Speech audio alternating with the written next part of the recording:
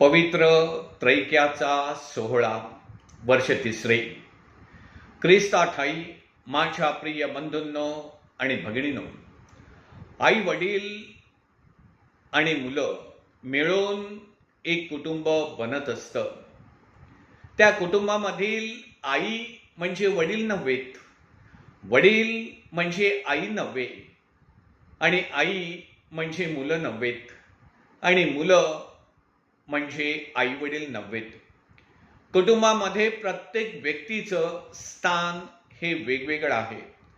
प्रत्येकाच्या भूमिका आणि रोल्स वेगवेगळे आहेत, भिन्न भिन्न आहेत. प्रत्येकाला स्वतंत्र अस्तित्व आहे, जबाबदारी आहे.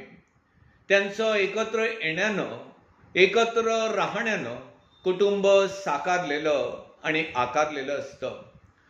प्रत्येक कुटुंब हा एक त्रिवेणी संगम आहे, आणि त्या कुटुंबातील ती आई, ते वडील आणि मुलं त्रिवेणी संगमाचे अविभाज्य घटक आहेत. तिघे मिळून एक कौटुंबिक संगम तयार झालेला असतो.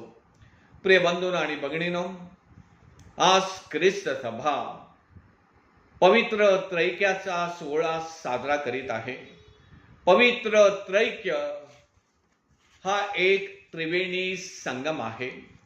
पिता आणि पुत्र आणि पवित्र आत्मा हे या त्रिवेणी संगमाचे सदस्य आहेत, अविभाज्य घटक आहेत.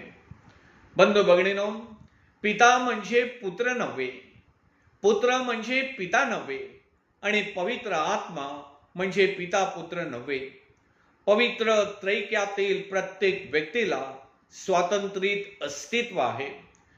कुटुंबातील प्रत्येक व्यक्तीच्या भूमिका आणि रोल्स वेगवेगळे आहेत. या विराट विश्वाचा उत्पन्न करता आणि निर्माता म्हणून त्या स्वर्गीय पित्याकडे पाहिलं जातं. त्याने पृथ्वीवरील या माणसाला आपल्या प्रतिमेप्रमाणे घडवलेला आहे, मढवलेला आहे. तारणाच्या इतिहासातील जुन्या कराराची पानं चालताना आणि वाचताना श्रद्धावंतास त्या स्वर्गीय पित्याचं स्वरूप, त्याची भूमिका आणि कार्य याचा उलगडा होतो. पवित्र त्रैक्यातील पहिल्या व्यक्तीची ओळख होते देव पिता म्हणून. बंधूंनो आणि भगिनींनो, मानवी गरज ओळखून त्या स्वर्गीय पित्यानं आपल्या एकुलत्या एक पुत्राला या जगात पाठवलं. पवित्र शास्त्रात जगाचा तारणारा आणि जगाचा मुक्तिदाता म्हणून या देवपुत्राला संबोधिला आहे. चारही शुभवर्तमानामध्ये प्रभू येशू ख्रिस्त जगाचा तारणारा म्हणून देवपुत्राचा उलगडा आणि प्रकटीकरण होतं. पवित्र त्रैक्यातील ही दुसरी व्यक्ती म्हणून आपण प्रभू येशू ख्रिस्ताचा गौरव करतो, सन्मान करतो. मी जातो आणि पवित्र आत्मा तुम्हावरती येईल. हा पवित्र कैवारी आत्मा मी तुम्हाला शिकवलेल्या आणि सांगितलेल्या गोष्टींची तुम्हाला आठवण करून देईल. तो तुमच्या सोबत राहील, तुमचं संरक्षण करेल. तो पवित्र आत्मा तुम्हाला सत्यात नेईल. प्रभू येशूनं सांगितले, आणि पेंटेकॉस्टच्या दिवशी परमेश्वराचा पवित्र आत्मा प्रेषितांवर उतरला. त्या पवित्र आत्म्याच्या प्रेरणेनं आणि सामर्थ्यानं प्रेषितांच्या जीवनामध्ये, ख्रिस्त सभेच्या इतिहासामध्ये काय काय घडलं याचा संपूर्ण वृत्तांत आपल्याला प्रेषितांची कृत्ये या पुस्तकामध्ये वाचावयास मिळतो. प्रिय बंधूंनो आणि भगिनींनो, देव एकच, परंतु तीन व्यक्ती मिळून एक परमेश्वर ही आपली श्रद्धा आहे, हा आपला विश्वास आहे. आणि ती श्रद्धा, तो विश्वास आपण प्रार्थनेद्वारे प्रकट करतो.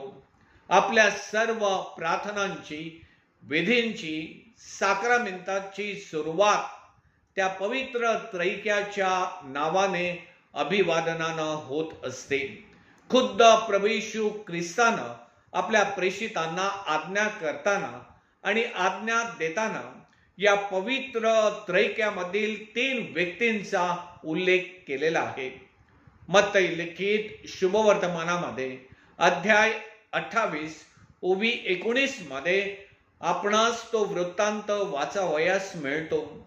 तुम्ही जाऊन सर्व राष्ट्रातील लोकांस शिष्य करा, त्यास पित्याच्या, पुत्राच्या आणि पवित्र आत्म्याच्या नावानं बाप्तिस्मा द्या. पवित्र त्रैक्यामधील या 3 व्यक्तींचा उल्लेख असलेला संदर्भ पवित्र शास्त्रामध्ये प्रिय बंधू आणि भगिनीनो बऱ्याच ठिकाणी आपणास वाचावयास मिळतो. बंधू भगिनीनो, आजच्या योहान लिखित शुभवर्तमानामध्ये पवित्र त्रैक्यातील 3 व्यक्तींचा उल्लेख प्रभू येशू ख्रिस्तानं केलेला आपणास आढळतो. खुद्द प्रभू येशू ख्रिस्त आजच्या शुभवर्तमानामध्ये म्हणतो, जे काही पित्याचे आहे ते सर्व माझे आहे. तो सत्याचा आत्मा येईल तेव्हा तो तुम्हाला मार्ग दाखवून सत्यात नेईल. बंधू आणि भगिनीनो, पवित्र त्रैक्याचा सोहळा आज साजरा करीत असताना ख्रिस्ती श्रद्धावंत म्हणून आपणासाठी या सोहळ्याचं काय महत्व आहे? एक ख्रिस्ती भाविक म्हणून या सोहळ्यापासून मी काय शिकू शकतो? मला काय शिकायचं आहे? किंवा हा सोहळा मला नक्की काय शिकवतो? What can I learn from the solemnity of the most holy Trinity? हे आजच्या दिवशी प्रिय बंधूंनो आणि भगिनीनो महत्वाचं आहे. ख्रिस्त सभेमध्ये हे आध्यात्मिक सोहळे येतात आणि जातात. त्याचा प्रभाव आणि परिणाम एक ख्रिस्ती श्रद्धावंत म्हणून माझ्यावरती होतो का? माझ्या आध्यात्मिक, माझ्या नैतिक, माझ्या सामाजिक, कौटुंबिक आणि वैयक्तिक जीवनासाठी मी त्याचा लाभ आणि फायदा स्वतःला करून घेतो का?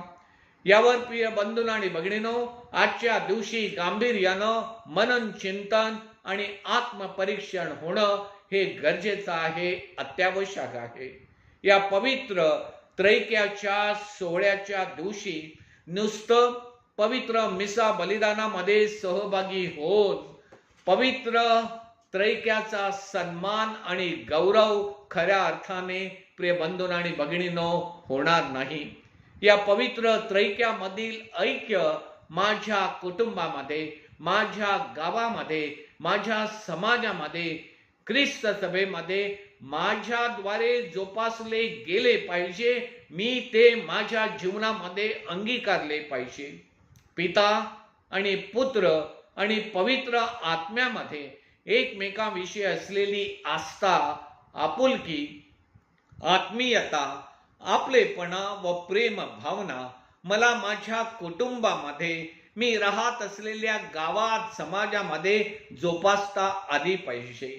पिता आणि पुत्र आणि पवित्र आत्मा त्यांच्या जबाबदाऱ्या, त्यांच्या भूमिका, त्यांचे ते रोल्स ज्या प्रामाणिकपणे, तन्मयतेने, कर्तव्य दक्षतेनं त्यांनी बजावलेले आहेत आणि ते बजावत आहेत, त्याचप्रमाणे मी माझ्या कुटुंबामध्ये एक वडील म्हणून, एक आई म्हणून, एक मुलगा म्हणून, एक मुलगी म्हणून, एक सासू म्हणून, एक सून म्हणून, एक नणंद म्हणून, एक वहिनी म्हणून प्रामाणिकपणे, तन्मयतेनं, कर्तव्यदक्षतेनं माझ्या भूमिका, माझ्या जबाबदाऱ्या मी पार पाडतोय का? पिता आणि पुत्र आणि पवित्र आत्मा एकमेकांशी एकनिष्ठ आहेत. परस्परांशी त्यांचे नाते संबंध घनिष्ठ आहेत, जीवाभावाचे संबंध आहेत. तशा प्रकारचं प्रेमाचं, जीवाभावाचं आणि एकनिष्ठतेचे नाते संबंध आम्हाला आमच्या कुटुंबामध्ये, शेजाऱ्यामध्ये, समाजामध्ये निर्माण करता येतील का? पवित्र त्रैक्यात असलेलं ऐक्य, एकात्मता, एकजुटतेची भावना आम्हाला आमच्या कुटुंबात, आमच्या ख्रिस्ती समाजामध्ये पाहावयास आणि अनुभवायास मिळते का? उपासनेमध्ये एक धर्मगुरू म्हणून पवित्र त्रैक्याचे नुसते सोहळे वेदीवरून साजरे करून उपयोगी नाही. एक प्रापंचिक म्हणून या पवित्र त्रैक्याच्या सोहळ्यामध्ये नुसतं सहभागी होऊन चालणार नाही, तर हे त्रैक्यामधील जे ऐक्य आहे आपण आपल्या जीवनामध्ये उतरवलं पाहिजे, अंगीकारलं पाहिजे. आपण ते ऐक्यानं जगलं पाहिजे, ऐक्यात आपण वाढले पाहिजेत, ऐक्यात आपण राहिले पाहिजेत. तरच पवित्र त्रैक्याचा हा सोहळा खऱ्या अर्थानं आपल्या जीवनामध्ये साजरा होईल, आपल्या जीवनाशी त्याची प्रामाणिकपणे सांगड घालता येईल. आमेन.